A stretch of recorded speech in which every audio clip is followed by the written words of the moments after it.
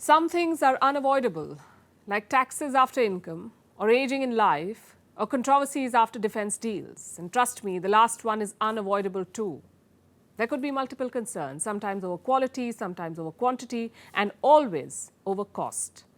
The latest drone deal between India and the US is one such case. We've told you about this one.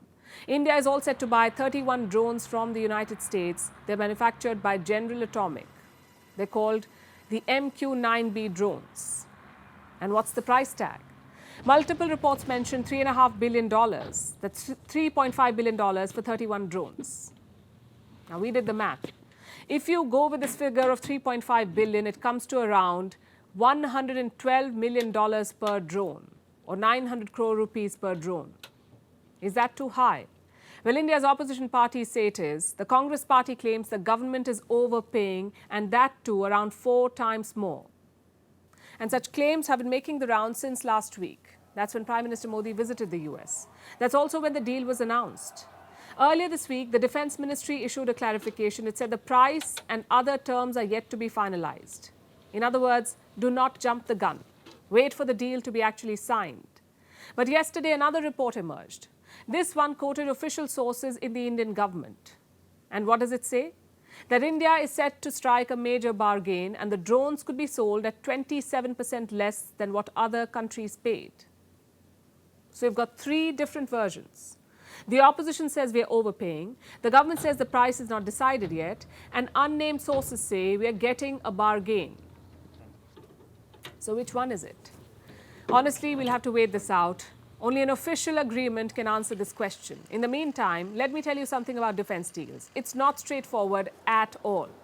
There are many factors which decide the final price, like what extra features you want. Are you also getting technology transfer? Is there a local production plan? Think of it like your online food order. The sticker price may be $20, but your checkout price could be much higher. Maybe you added an extra sauce. Or maybe there's extra delivery fee because you live far away. All of this contributes to the final price. And defense deals are very similar, except multiplied by millions. Take this MQ-9B drone, which India is buying from the US. Official sources say the deal could be struck for $3 billion. If so, then it's $99 million per drone. Now, the UAE has bought the same drone. They purchased 18 drones for $2.9 billion. Do the math. It's $165 million per drone. Australia also has this drone on their wish list. A deal was struck for $980 million, 12 drones for $980 million. That works out to $80 million per drone. The deal fell through, perhaps because of the rate. Then you have Britain. They bought 16 drones at $69 million per aircraft. Do you see the difference in rates? The UAE paid $165 million, Australia was set to pay $80, Britain paid only $69.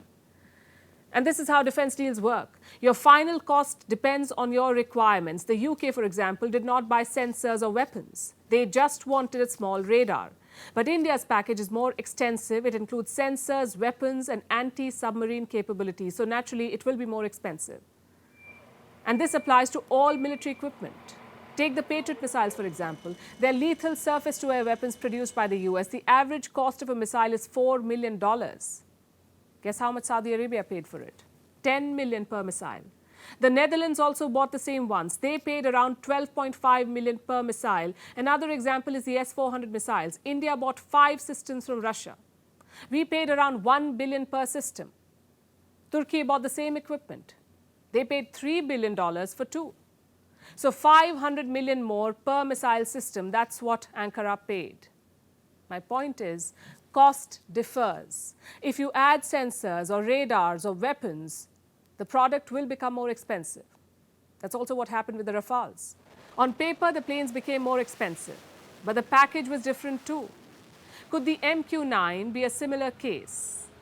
We say it's best to not jump the gun, wait for the official word, but even then, it's tough to compare rates. These are strategic purchases after all. You can't just list out in newspapers what features you've bought. That's like advertising your strengths to your enemy. The bottom line is this: comparing such purchases is best left to experts, to auditors, to veterans and arms dealers. Because you may think you're comparing apples to apples, but unless you bite into it, you never know.